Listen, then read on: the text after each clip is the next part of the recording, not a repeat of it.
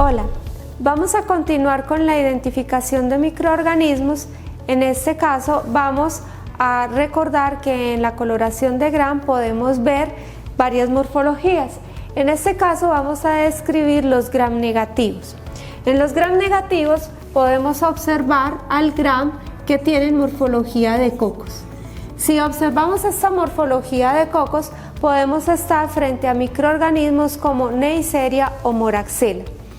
Para ello necesitamos observar si esa morfología implica que estén agrupados en parejas y esas parejas, cómo es su relación con las células. Estos detalles los veremos con las imágenes al microscopio, pero para los efectos de identificación en el laboratorio debemos hacer ciertas pruebas.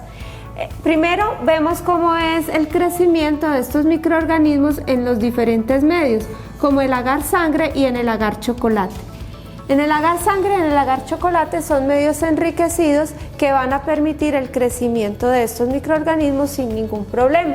Entonces ya sabemos que en el agar chocolate podemos ver colonias de características brillantes que son cremositas, y vamos a ver que no hay ninguna otra característica importante, pero todos ellos se caracterizan por tener este mismo crecimiento, colonias brillantes, sobrelevantadas y que al observarla en detalle no tienen ningún halo alrededor.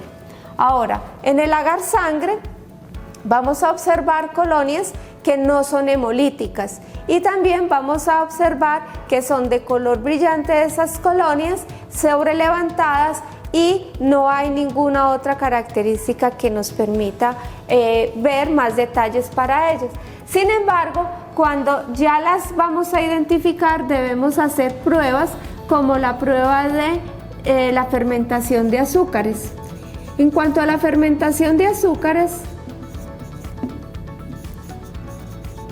tenemos tres azúcares que son importantes: la glucosa, la maltosa y la sacarosa, entre otros.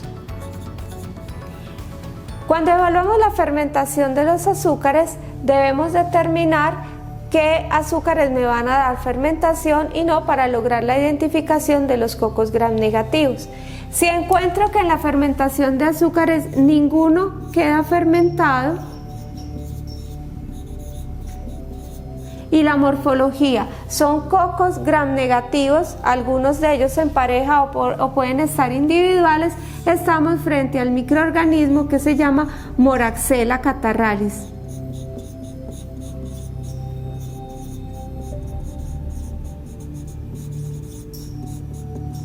Ahora, si observo en la fermentación de los azúcares que hay fermentación de la glucosa, pero no me fermenta la maltosa y tampoco me fermenta la sacarosa, estoy frente a Neisseria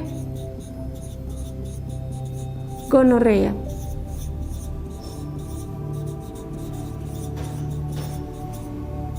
También llamado gonococo. Y finalmente, si veo que me fermenta la glucosa y me fermenta la maltosa, pero no me fermenta la sacarosa, estamos frente a Neisseria meningitis.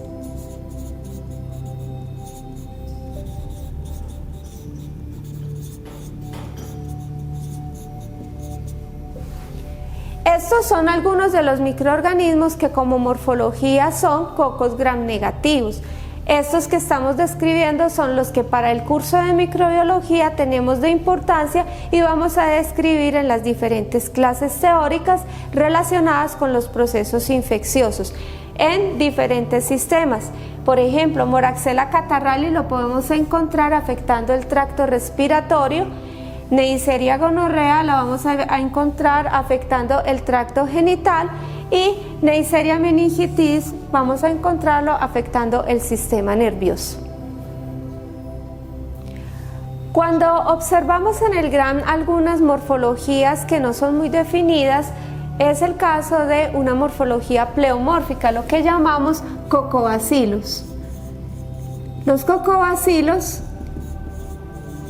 son formas que son o coquitos muy largos o bacilos muy cortos, que a veces da dificultad en la identificación. Sin embargo, hay microorganismos que son clásicos en presentar esta morfología. Es el caso del género Haemophilus. Haemophilus es un microorganismo, son microorganismos que pertenecen a un género que es muy exigente en su crecimiento.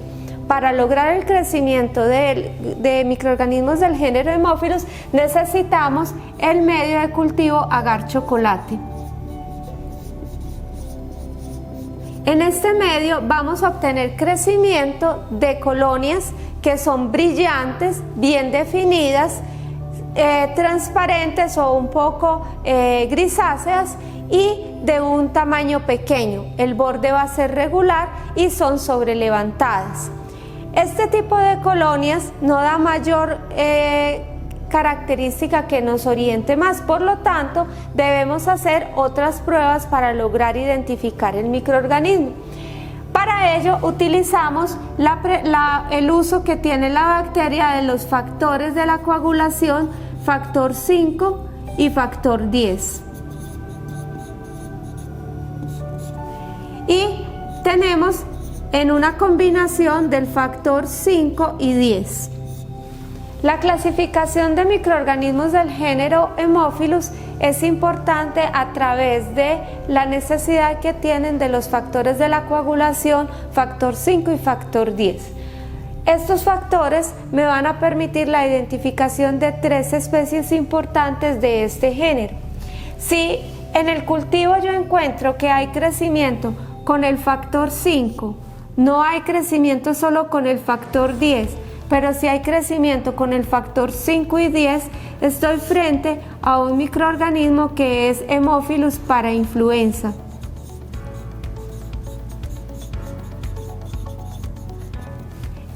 Si encuentro crecimiento en el factor 10, pero no hay crecimiento en el factor 5 y en el factor 5 y 10, si encuentro crecimiento, es Haemophilus ducreyi.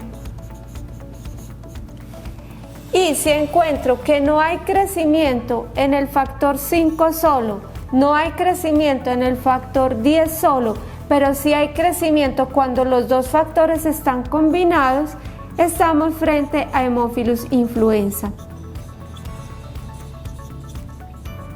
Esta es la clasificación de algunos de las especies de Haemophilus, pero que tienen un impacto importante en el diagnóstico clínico.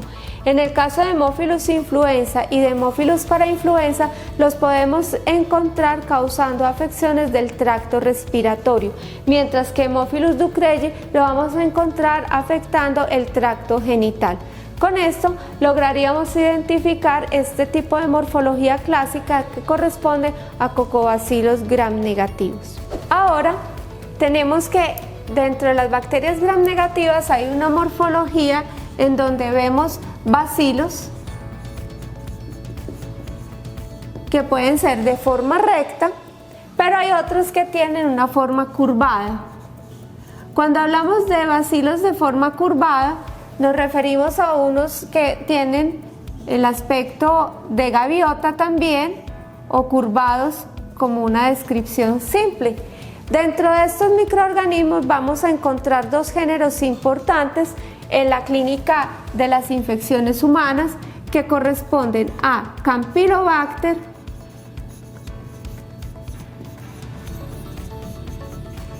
y Helicobacter.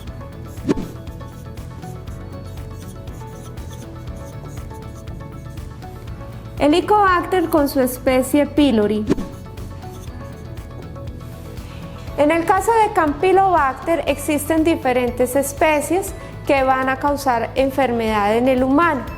La característica de Campylobacter es que va a causar infecciones intestinales y me va, por lo tanto, a producir daños que pueden estar relacionados con el tracto intestinal y otras infecciones más profundas. Campylobacter se caracteriza porque es un microorganismo microaerofílico y necesita un medio específico de crecimiento que es el medio para Campylobacter. Por lo tanto, cuando lo tenemos como un posible diagnóstico en el laboratorio, el médico debe sugerir que se haga los análisis para Campylobacter.